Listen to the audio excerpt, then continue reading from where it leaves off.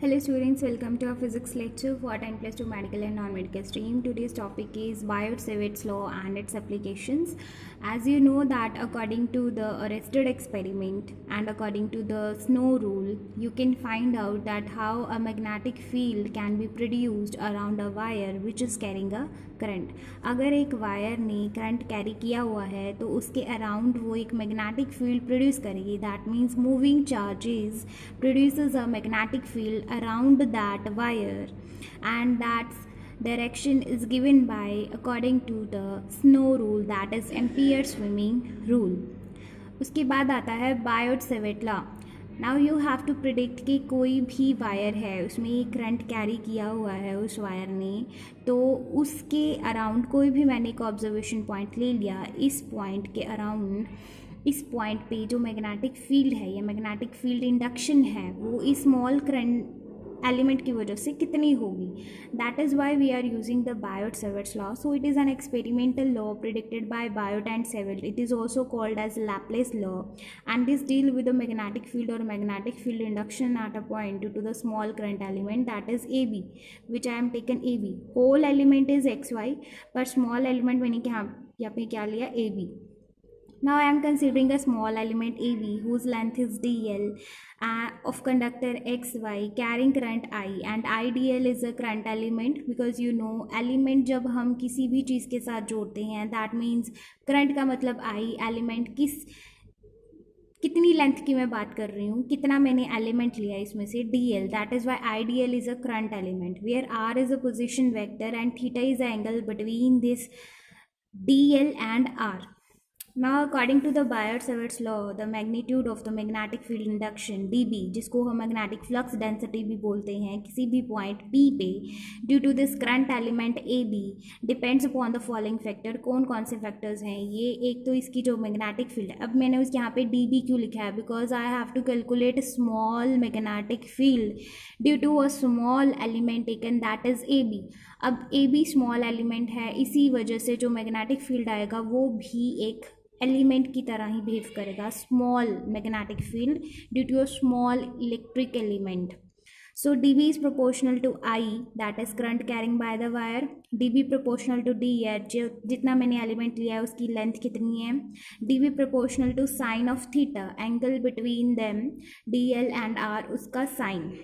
और dB proportional होगी inversely, that is 1/r², कि इस ऑब्जर्वेशन पॉइंट और जो मैंने एलिमेंट लिया उन दोनों के बीच में पोजीशन वेक्टर यानी कि डिस्टेंस कितना है. इन सभी फैक्टर्स को कंबाइन करने के बाद मेरे पास dB आएगा proportional to IDL sine theta by r². अब आपको पता ही है, to remove this proportionality I have to put some constant of proportionality. So k is the constant of proportionality जो कि डिपेंड करेगा सिस्टम ऑफ यूनिट्स पे और मीडियम पे.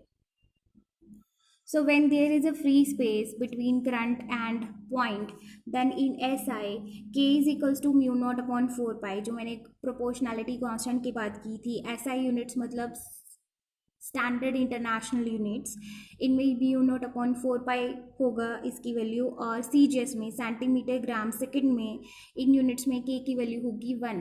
And where mu naught is absolute magnetic permeability of free space, यानी कि किसी भी एरिया में मैग्नेटिक, अगर कोई सपोज ये पेन है इसके बीच में मैंने इसको मैग्नेटिक फील्ड में रख दिया, तो मैग्नेटिक फील्ड लाइंस इसमें से कितनी पास होंगी, that is given by it's permeability. इसे हम बोलते हैं परमेबिलिटी ऑफ फ्री स्पेस. उसके बाद इन वेक्टर फॉर्म में है, अगर मैं वेक्टर फॉर्म में लिखना चाहूँ तो उसके लिए पहले मुझे SI सिस्टम में देखना पड़ेगा. अब जब मैंने dB is equals to mu naught upon 4 pi into IDL sine theta by r². ये मैंने कैसे किया, अब यहाँ पे मैंने सिर्फ K की वैल्यू पुट ऑन की है. IDL sine theta by r² वैसे का वैसा ही है. So dB is equals to mu naught upon 4 pi IDL sine theta by r² in SI, क्योंकि SI में K की वैल्यू क्या है, म्यू नॉट अपॉन 4 पाई, और CGS में K की वैल्यू है 1, तो सिंपल आ जाएगा IDL sine theta by r². अब अगर मुझे वेक्टर फॉर्म में लिखना है that means I have to take the direction, और इस डायरेक्शन को टेक करने के लिए अब dB का मुझे वेक्टर लेना पड़ेगा. दैट मीन्स मुझे यहाँ पे एक यूनिट वेक्टर लेना पड़ेगा जो इसकी डायरेक्शन को रिप्रेजेंट करे. तो मैंने ले लिया r वेक्टर. ओके, अब यूनिट वेक्टर किस चीज़ के बराबर होता है, vector divide by its magnitude. ये unit vector vector divide by its magnitude के बराबर है। तो अब यहाँ पे आर कितने आ गए, क्यूब, आर की हो जाएगी क्यूब, और D L R sine theta का मतलब डी एल और आर के बीच में क्रॉस प्रोडक्ट, क्योंकि ए क्रॉस बी क्या होता है, ए बी साइन थीटा, वैसे ही डी एल क्रॉस आर क्या हो जाएगा, D L sine theta into are.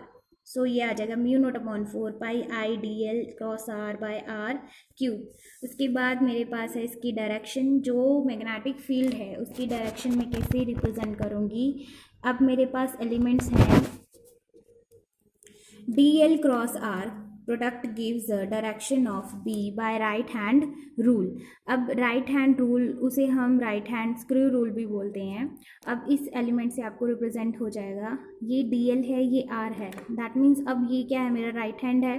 अब इस राइट हैंड की वजह से अब जैसे मैं dl क्रॉस r कर रही हूँ, dl क्रॉस r, इस तरह से डायरेक्शन। अब मेरी थंब की डायरेक्शन क्या है, downward, you can see that thumb direction is in downward direction.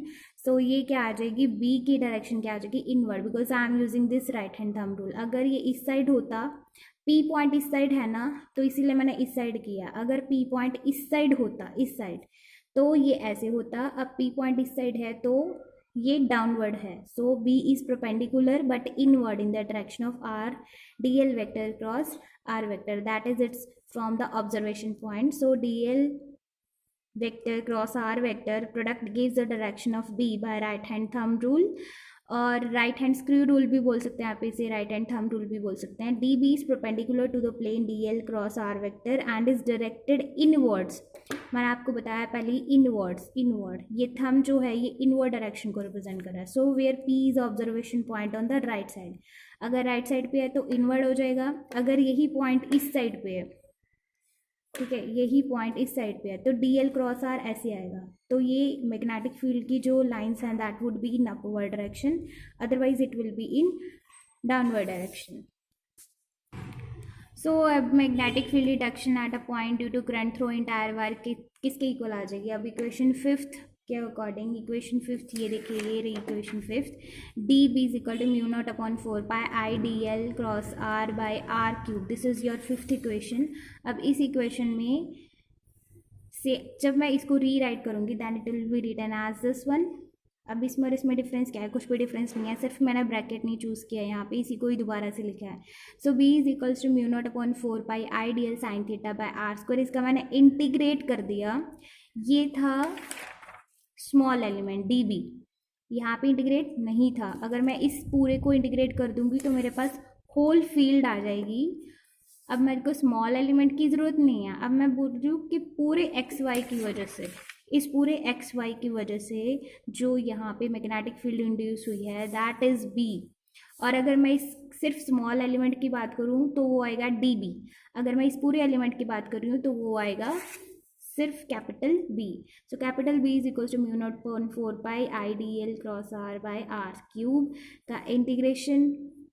अब अगर मुझे Biot Savart law find out करना है in terms of current density, current density का मतलब होता है I divide by A. Current density means actually जो करंट डेंसिटी है इसका मतलब ये होता है कि किसी पर्टिकुलर एरिया में से कितना करंट फ्लो कर रहा है, that is I current per unit cross sectional area. So इसे मैं डी एल से मल्टीप्लाई कर सकती हूँ दोनों साइड, क्योंकि मुझे आई डी एल की वैल्यू चाहिए अब। तो ए इंटू डी एल, जब मैं एरिया को लेंथ के साथ मल्टीप्लाई करती हूँ तो मेरे पास वॉल्यूम बचता है। अब यहाँ पे डी एल स्मॉल एलिमेंट है तो ए डी एल किसके बराबर आ जाएगा, डी बी के, इसलिए दोनों को सर्कल किया गया because these are both are equal. So D B is equals to mu naught upon 4 pi J vector cross R vector by R cube into D V, क्योंकि मैंने आई डी एल की अब जो वैल्यू है वो put की है J into D V. I D L की यहाँ से वैल्यू पुट की है j इंटू डी वी, क्योंकि j is equal to I D L by D V है, तो j vector cross R vector by R cube into D V. अब where D V is the volume of the element. अगर मुझे Biot Savart law in terms of charge निकालना हो तो कैसे निकालेंगे। अब आपको पता है I is equals to current is equals to charge divide by time होता है। Current is equals to charge divide by time, current is equals to charge divide by time, but मैं यहाँ पे स्मॉल एलिमेंट ले रही हूँ तो मैंने स्मॉल टाइम कि उसी स्मॉल कुछ क्षण में, उस कुछ मोमेंट पे कैसा होगा। सो क्यू बाई डी टी लिखा है मैंने यहाँ पे, क्यू बाई टी नहीं लिखा है, मेक श्योर। अब मैंने D L by D T को इकट्ठा कर दिया, क्यू को बाहर निकाल दिया। अब D L by D T क्या होता है, rate of change of displacement क्या होता है, velocity. So Q into V vector. तो यहाँ पे क्या आ जाएगा, अब यहाँ पे आर तो है ही, तो म्यू नोट अपॉन 4 पाई। अब मैंने यहाँ पे क्यू की वैल्यू लिखी है, I D L is equals to Q V vector. Q V vector I D L की वैल्यू लिखी है, Q V vector into cross R vector divide by R की Q in terms of charge. Next is Biot-Savart law in terms of magnetizing force और magnetizing intensity. Actually magnetizing force और magnetizing intensity क्या होती है, जब भी हम magnetic field को उसकी परमिबिलिटी से डिवाइड करते हैं उसे हम बोलते हैं इंटेंसिटी, मैग्नेटाइजिंग इंटेंसिटी और मैग्नेटाइजिंग फोर्स। तो मैंने इसे 4 पाई के साथ डिवाइड कर दिया, आई डी एल साइन, क्योंकि म्यू नोट अपॉन 4 पाई था ना यहाँ पे, see mu naught upon 4 pi था ना, म्यू नोट अपॉन 4 पाई, ये रहा mu naught upon 4 pi I D L into R vector divide by R cube. अब मैंने म्यू नोट के साथ डिवाइड किया तो म्यू नोट तो उड़ गया, क्या बच गया, 1/4 pi I D L vector cross R vector divide by R cube. So D H is equal to 1/4 pi I D L sine theta by R square. अगर मैं सीजस में करूँगी तो इसकी जो वैल्यू थी mu naught upon 4 pi epsilon वो तो 1 थी, तो ये सिंपल आ जाएगा I D L sine theta by R square, क्योंकि ये चीज़ क्या हो जाएगी 1 की equal in CGS system. Next is इसके कुछ स्पेशल केस हैं। अब मैंने ये डी बी तो निकाल ली, ये वाली, ये equation number 6, D B is equal to I D L sine theta by R square. अब अगर थीटा क्या हो मेरे पास 0 डिग्री हो और 180 डिग्री हो, यानी कि पैरेलल और एंटी पैरेलल, ठीक है, तो डी बी किसके बराबर हो जाएगी 0, बिकॉज साइन ऑफ 0 डिग्री और sine of 180 degree is equals to 0। So it would be a minimum, यानी कि कोई भी मैग्नेटिक फील्ड इंडक्शन उस केस में नहीं होगी।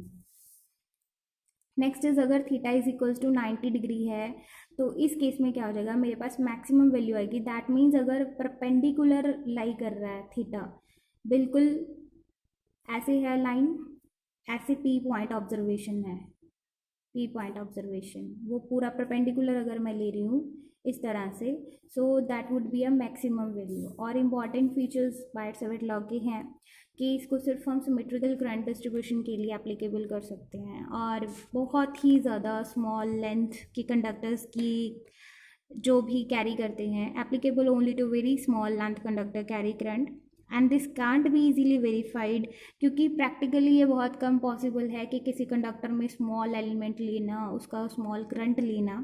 एंड ये एनालॉगस है Coulomb's law in electrostatic, analogous मतलब सिमिलर है कूलम्स लॉ के, because it is also inversely proportional to 1/r square, और जो डी बी है that is perpendicular to both I D L and R vector. That's all, thank you so much.